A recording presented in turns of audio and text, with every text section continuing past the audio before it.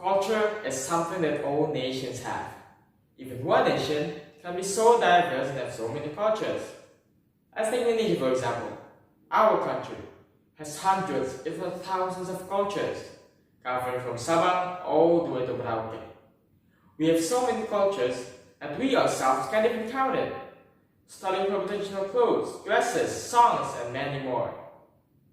But sadly, with time passing by and the impact of globalization, cultures have been fading away, not only in our country, but all over the world.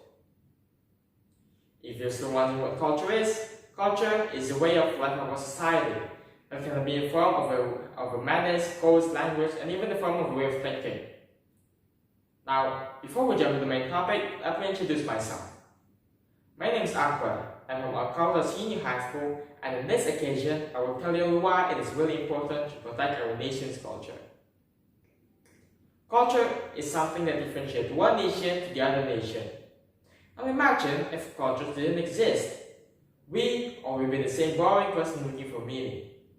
And also, we won't have all of this amazing building structure, like the Kultirnival temple, the pantheon, and even the pyramid. It's really surprising to me how cultures basically influence almost everything in your daily life. Well, like I said before, cultures have been disappearing. You can clearly see it in your own eyes.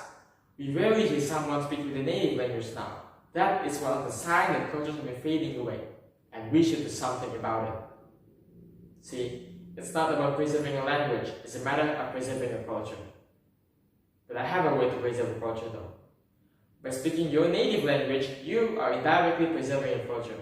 You know why? Because language is an integral part of every culture. Without it, cultures would go extinct. That's why by speaking it, you are preserving it. There is no doubt that globalization has played a big role in this. But also, globalization has a positive side. But surely, every positivity has its negativity. Like the internet, for instance. Sometimes it makes us scrolling through our phone for hours without even realizing it. In this era, cultural activities have now replaced with social media, and it is concerning. Not only that, cultural activities and culture basically almost diluted so much that it is in the risk of becoming extinct. Now, cultural identity also allows to know which nation is which. You know you're in Japan when everything is right on time, because time is really precious to the Japanese. This is one of their culture in the form of a way of thinking. Same thing with the Koreans. The Koreans is very well known for their politeness. Now I have a story about the Koreans. One day, a mom is traveling with a kid on the plane. The kid, which was still a baby, started crying loudly, and it's disturbing some people. You know what the mother did? She handed out earplugs to the other passengers, hundreds of them. How polite is that? This politeness comes from the culture we were taught to us in childhood.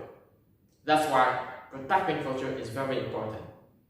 Protecting culture also allows us to keep our integrity as a group of people, keep us connected with our people and our ancestors. If you're living abroad, I suggest that you form a community which consists of people from the same culture. That way, people won't forget their roots and where they came from.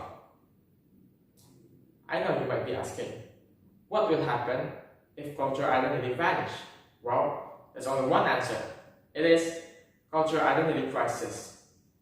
This happens when cultural codes or traditions in which individuals believe in clash with new cultures.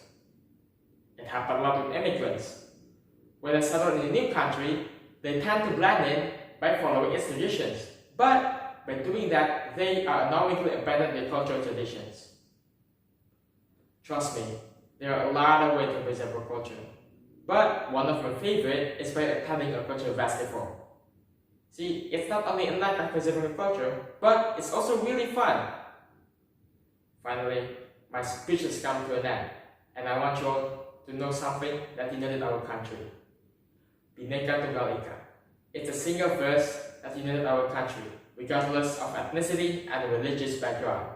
We are united under the same roof, which is Indonesia. And by believing in this, we are protecting our nation's identity as proud Indonesians. Finally, my speech has come to an end, and I want you all to remember something. As the wise man said, your pride for your country should not come after your country's greatness. Rather, your country becomes great because of your pride in it. That's all I can say. Thank you and have a great day.